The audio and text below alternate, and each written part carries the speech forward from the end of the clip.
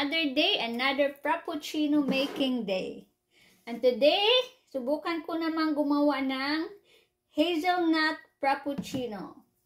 So, ito na yung blender ko. Meron na siyang about 1 cup of ice.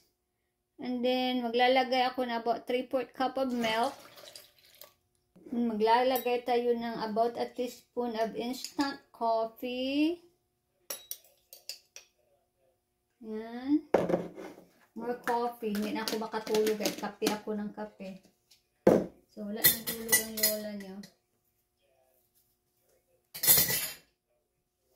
And then, mag-a-add ako ng about maybe 2 tablespoons of hazelnut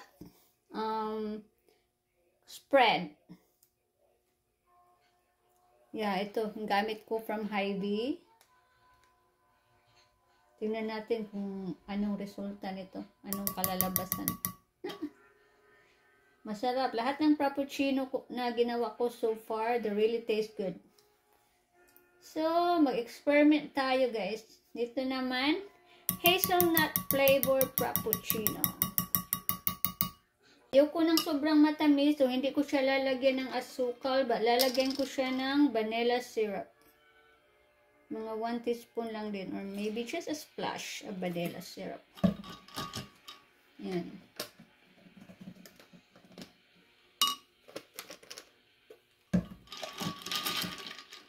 Ano ba to? Ano ba natin ito? Ano dito? Ayan.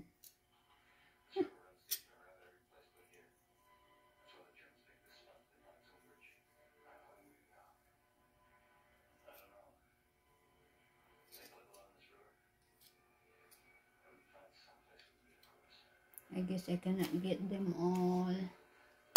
So, we're gonna run it sa blender.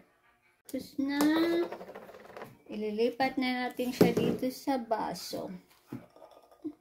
Yung blender ko medyo ano na yung yung blade niya. Hindi na siya matalas, medyo ano ba yun, habol na ba, habol. So, medyo ano na, hindi na naano yung mga yellow ko. Hindi na masyadong, siya yan, may mga big, may mga ice pa na hindi na blend masyado. We'll top it with whipped cream.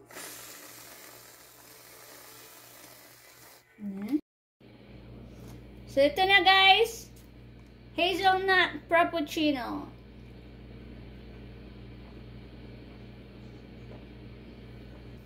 Medyo hindi natunaw yung coffee ko kasi parang, yeah, yung coffee, hindi siya masyadong natunaw. Hindi siya na-blend masyado. Yung blender ko medyo ano na, medyo maano na. Ano ba tawag dun? It's very dull, the blade.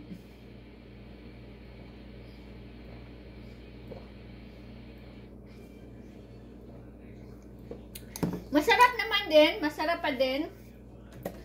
Masarap pa din naman siya.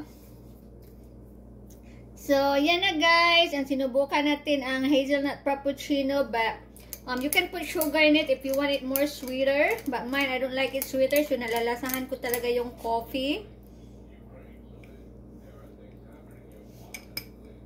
Thanks for watching. Please subscribe.